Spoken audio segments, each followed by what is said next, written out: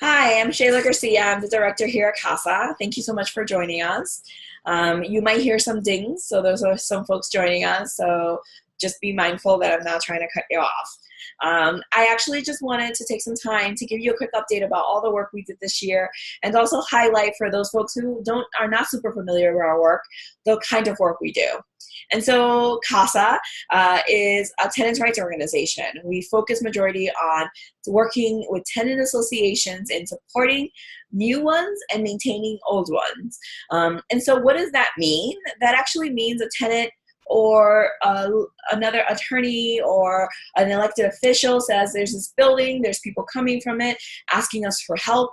Can you go out and see what you can support with? And that might take different shapes. And so I'll walk you through some of those pieces. For example, a tenant might come into our office and say, I have a leak and other people in my building have leaks, and the landlord continues to do nothing about them. We might go into the building and have a Know Your Rights session and assess if people actually want to organize and take collective action. And if they do, we will go in and support them. And so we form a leaders team. Those leaders direct and facilitate and train themselves in order to help do the work with the organizers. And then the tenant association might, as a whole, take actions like suing their landlords for the repairs, doing press actions like having a press conference in front of the building, engaging with the city or state agencies and administrative pieces, and making sure that we're holding them accountable to the living conditions that tenants have in their buildings.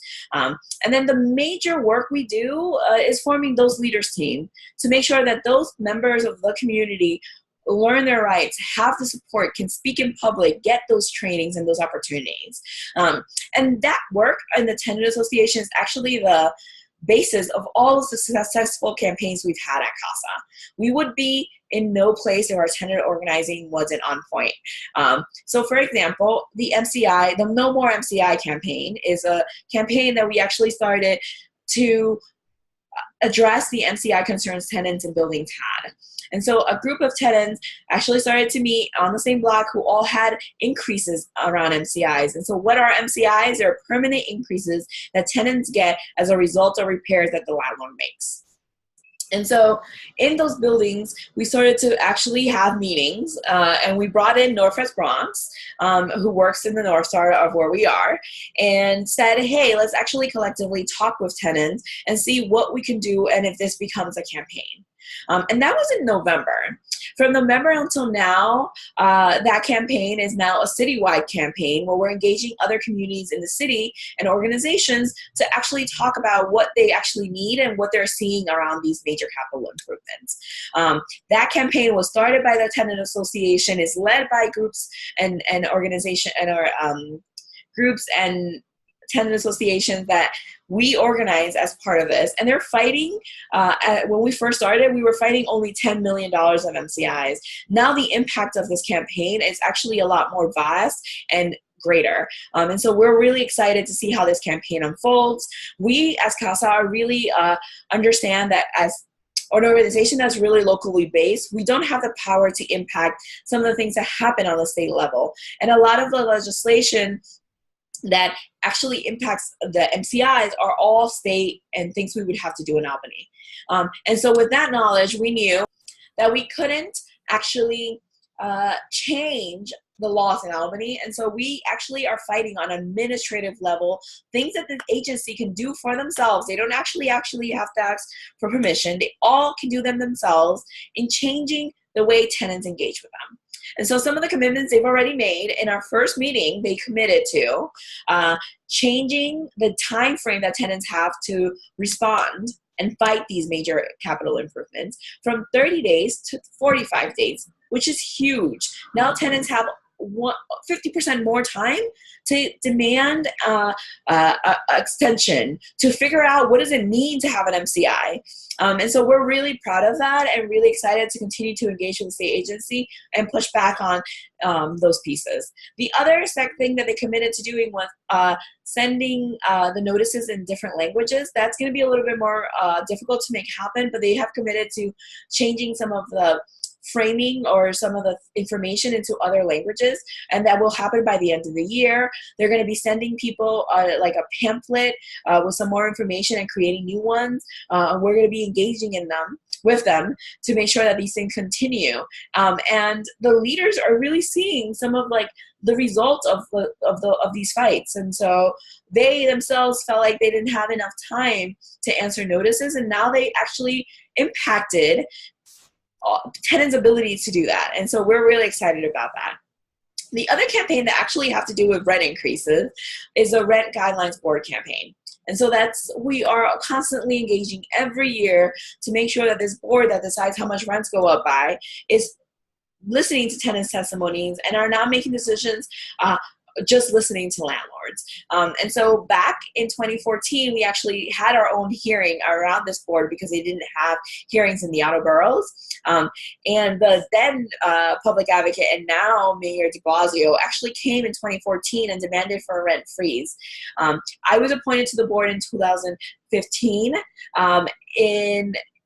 In 2014, really into 15 for that year to impact what happened around this board. And that board actually voted for the lowest increase that they had ever voted in 2014.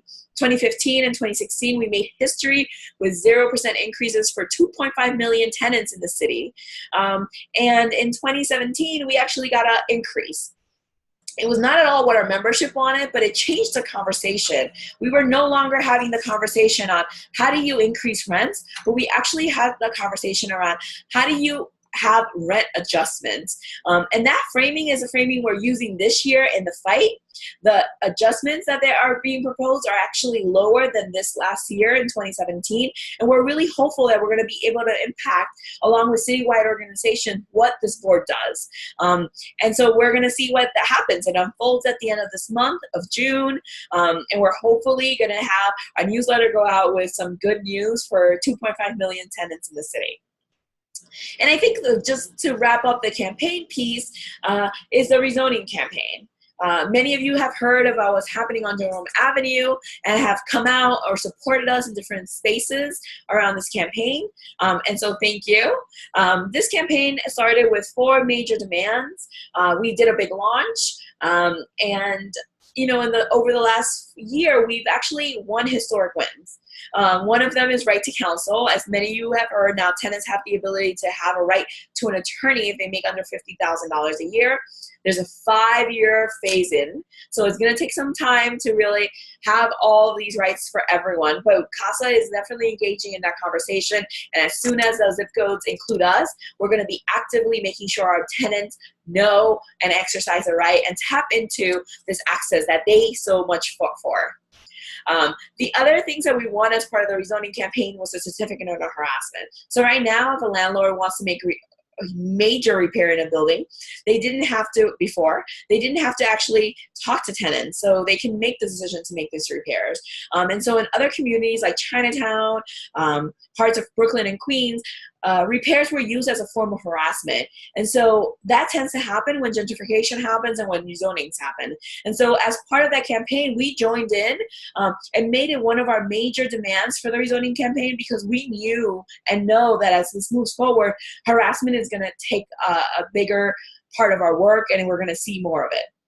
And so with that expectation, that campaign actually became a thing. It passed at the end of the year of last year. And so now we're going to have access to be able to, when landlords apply for a permit to make repairs in a building, they're going to have to get a certificate saying that they have not harassed their tenants. And so that's huge in that, like, now we have another tool in our toolbox to be able to fight any displacement and harassment that happens on Jerome Avenue. And then just the last 2 things that I'm sure you have heard or seen is the new term sheet. So now the city has a new term sheet that actually is allowing the city to push and demand, or potentially could push and demand the city. We can use it as a tool to push and demand the city to ask developers to build for people who currently live there, and it gives us a bit different ranges. So if you're building for people who need it the most, as the city will give you more funding to build those units than if you were building for people at higher income. And I think that that is actually really a good model. And we're going to be pushing and figuring out how do we use that term sheet and hold developers accountable and the city, if their people are using city money, to push this term sheet. So it's really exciting place to be in.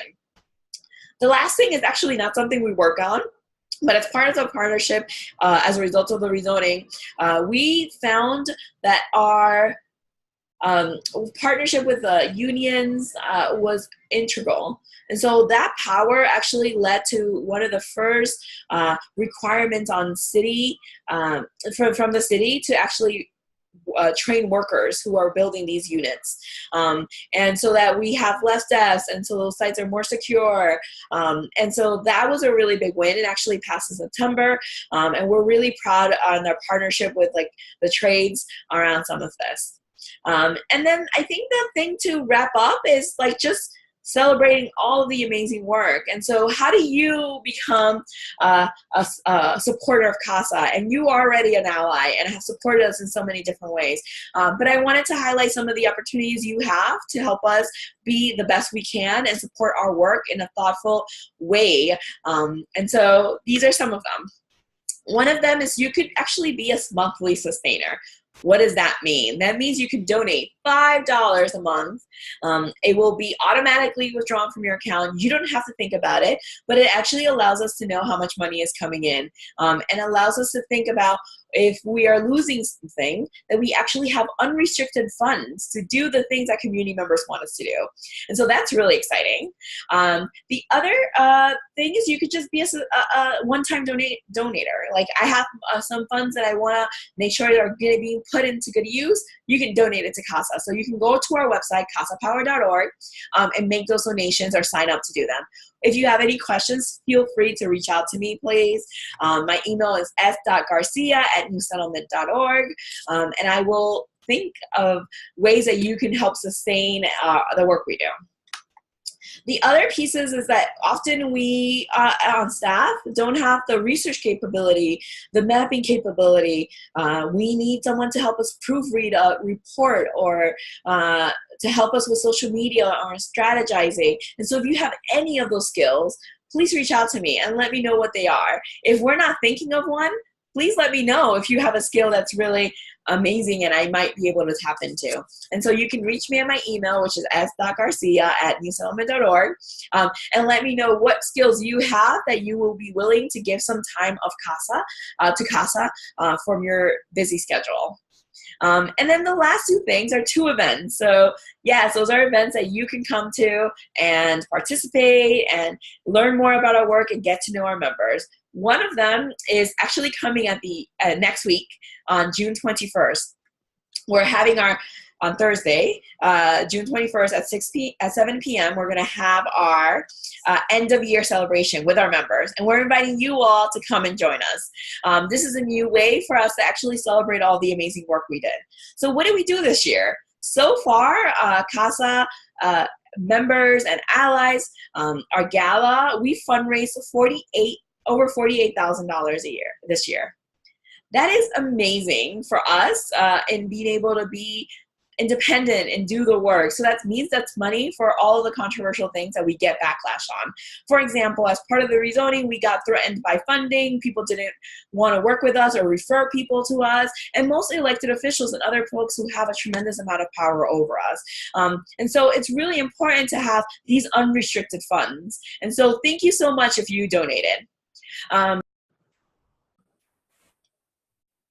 And then also, as part of all that, like in the spirit of celebrating for the 21st, we've actually had over 275 members attend our CASA general meetings. Those are the monthly meetings we have to talk about our campaigns and give updates.